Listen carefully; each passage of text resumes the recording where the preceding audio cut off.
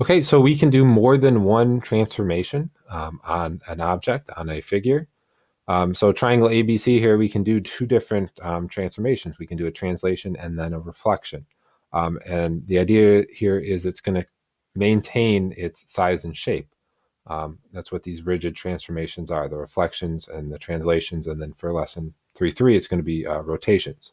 All of those maintain the size and shape of their figures. The image is congruent to the pre-image. The lengths of the sides are all going to be the same. The angles are all going to stay the same. Um, all that's happening is you're moving it around. You're not changing the size or shape.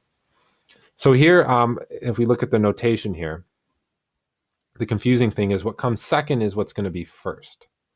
So step one here would be the translation according to the vector negative 2, 5.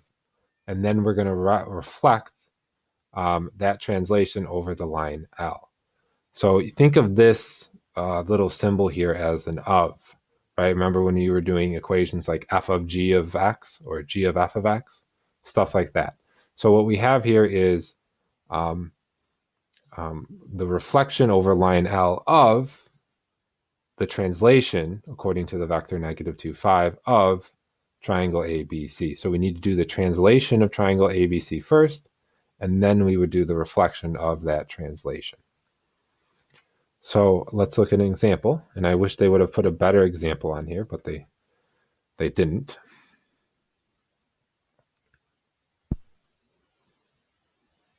Okay. So here we're going from position. So in learning a new dance, Kyle moves from position A to position B and then to position C. And then we want to know what single transformation can describe Kyle's movement from position A to C. So to get from A to B, Kyle is going right to and then up to.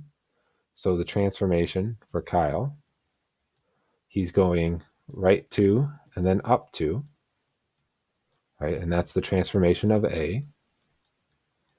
I'm sorry, the translation. T is the translation.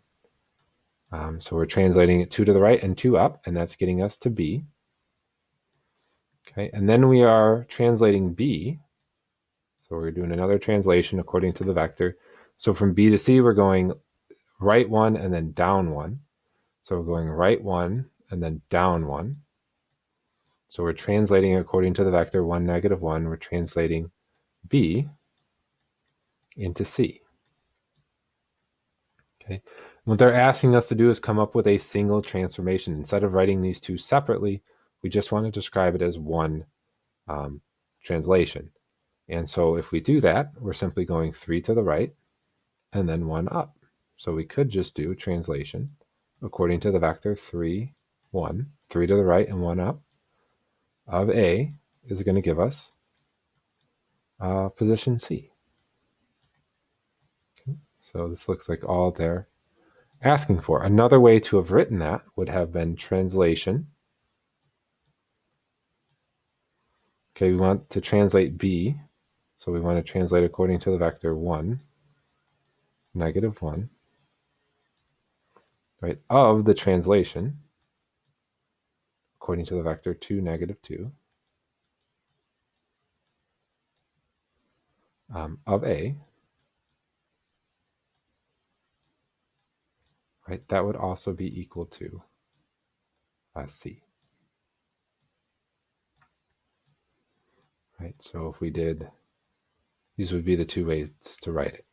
Okay, if you just want to go directly there from A to C, but if you want to include the whole other process, A to B to C, right, we're going to do the translation of, right, the translation of the translation of A, right? So the translation of A, according to this vector, is going to give us B. Then when we translate that according to this vector, it's going to get us to C. Okay, so when you look at their answer, and this is why this program isn't the best, they just kind of give you a description here.